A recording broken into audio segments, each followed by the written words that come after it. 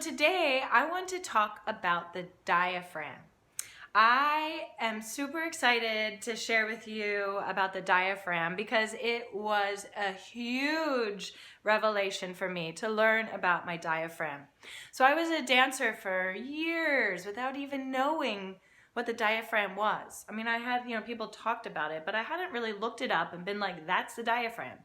So it wasn't until I was taking ballet from an amazing teacher, Christine Wright, in New York City. She no longer teaches in New York City, unfortunately. But she taught ballet in a way where it wasn't just about steps.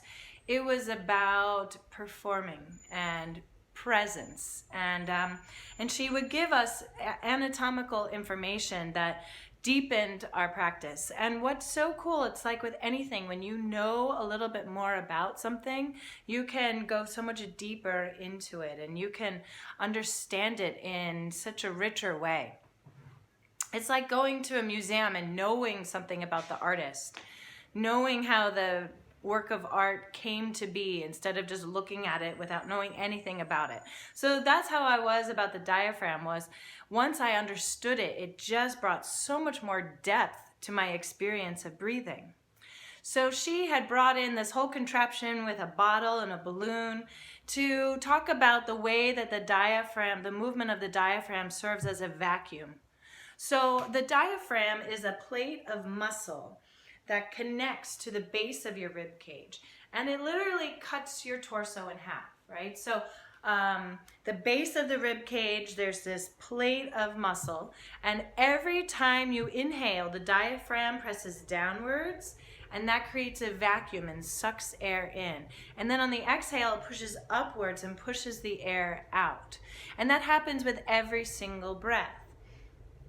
So the diaphragm is pushing down and sucking air in as you inhale, and then it's pushing upwards and the air is coming out as you exhale. So after she explained this, I hadn't really been connected to my breath. And now suddenly, like, to understand the mechanism of the breath, I remember going throughout the day after that class and feeling my diaphragm, and I realized how much I was gripping in my solar plexus in this area right here. And I was feeling the diaphragm, the motion of the diaphragm, and I felt a release in this area that I had never felt before. And I was imagining the movement of the diaphragm just massaging my torso and allowing my torso to become more and more relaxed. And it was like I had been trying to feel my weight all the way through my legs, and I just hadn't experienced it fully yet. But once I stopped gripping so much here and I let this relax, then it was like this whole channel of energy opened up in my body and I could feel connected to the ground. So it was a really exciting day to learn about the diaphragm, and it just changed how I could stand and feel energy completely through my body. So with the diaphragm, again, we take 20,000 breaths a day, which is crazy. And what you can imagine is that as the diaphragm is pushing downwards on the inhale, it's gently massaging your digestive organs, all the organs below your diaphragm. As it's pushing down, it's pushing those organs together and providing movement. Then on the exhale, as the diaphragm is pressing upwards, it's massaging the heart and lungs.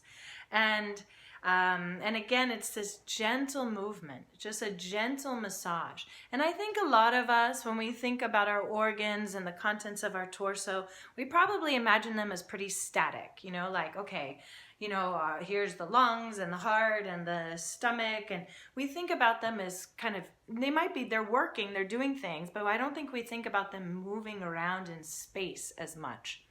And with the movement of the diaphragm, it's constant, and it's constantly moving the contents of your torso and providing an incredible massage. So again, it's a gentle massage, but very powerful.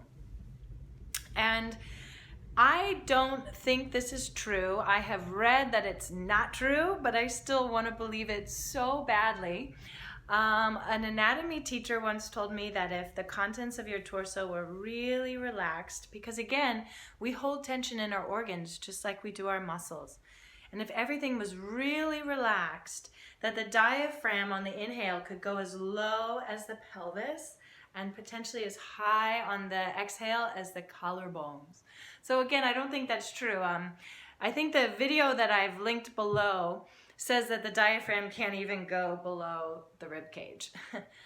But sometimes I wonder, you know, with like athletes who are taking huge breaths, or singers, or even yogis who do crazy positions, and you know that their organs are like moving around in their torso to accommodate some of these crazy positions.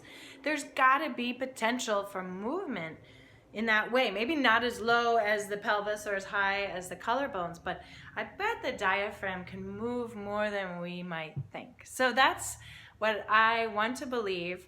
I have no evidence to prove it, and it may not be true at all, but just to imagine that the diaphragm has a lot more range than you might expect, and that it can massage the contents of your torso in ways that you just hadn't felt before.